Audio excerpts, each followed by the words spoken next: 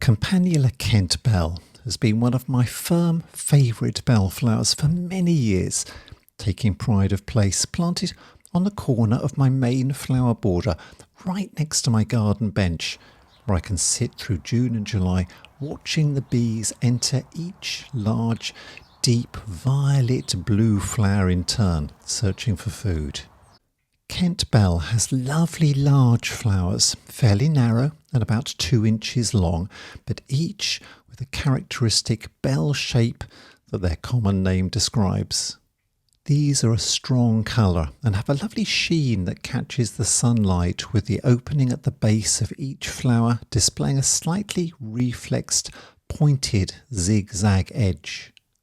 This hardy perennial variety is really reliable in my garden, dying down to soil level each winter, but returning in spring with upright stems clad in heart-shaped green leaves surging up through March and April. As we move through to the end of May, these upright stems have already reached perhaps 2 to 3 foot in height, maybe a little bit taller in some gardens. They are reasonably strong and upright, but they can grow heavy and start falling over, especially when the flowers develop in the tips of the shoots. In a sunny position, they should stay a bit shorter. In a shaded spot or dappled shade spot, they can grow a bit taller. And if the weather during spring has been very wet, growth can be luscious and soft. These stems can grow taller, and as soon as the flowers start developing, they'll flop over. If you've got it growing amongst some other herbaceous perennials, they can give it a little bit of support, like I've got here with the hardy Geranium magnificum growing around it.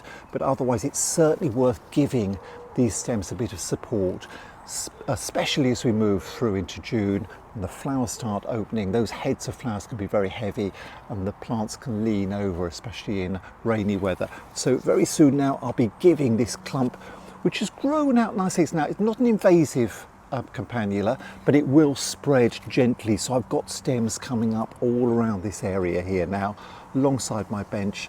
This is going to look glorious in about a month's time. Kent Belle does like a fertile but well-drained soil, and it grows really well in full sun, where the stems stay shorter and stockier, I find, although it will flower well in dappled shade too. In my garden, the main flower display is usually around June into July, but it can continue into August. Once each stem of flowers has faded, do try to deadhead promptly, doing this as a routine each week. Not only does this keep the displays looking neat and tidy, but cutting the flower stems right down to their base promotes new shoots to grow up from lower down on the plant through the rest of the summer, and these can carry a second, probably smaller flush of flowers later in the year. I've also read that tall campanulas can be suitable for pruning using the Chelsea chop technique, reducing the length of stems by about a half as we move through May before their main flowering display starts. This can promote strong, stocky growth from lower down on the plant, which will carry a slightly later but an upright display that possibly won't need so much support. I haven't tried this with my Kent Belle, but if any viewers have given their clumps the Chelsea chop, please add a comment below. Let other viewers know how their plants performed. And campanulas have gained a reputation as a cottage garden flower, and a very useful one for growing around taller roses, where their green growth and beautiful violet blue flowers can fill in gaps and disguise those bare woody legs on established roses. I do hope you enjoyed this video and would be really grateful if you could click the thumbs up like button below right away. Thank you. We all want colour in our gardens and plants that bloom over a really long period too.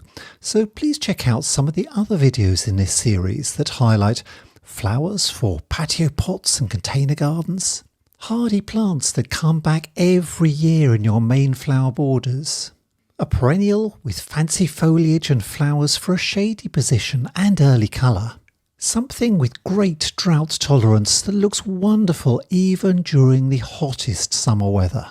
The perfect perennial climber to add height and impact as it layers on extra colour to your displays.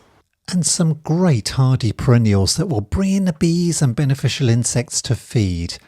You'll find these and many more videos on my channel at Adam's Gardening Guides, so please check these out and subscribe to my channel too, so you'll be the first to hear about new videos and plants to choose for your garden. Thanks for watching and happy gardening!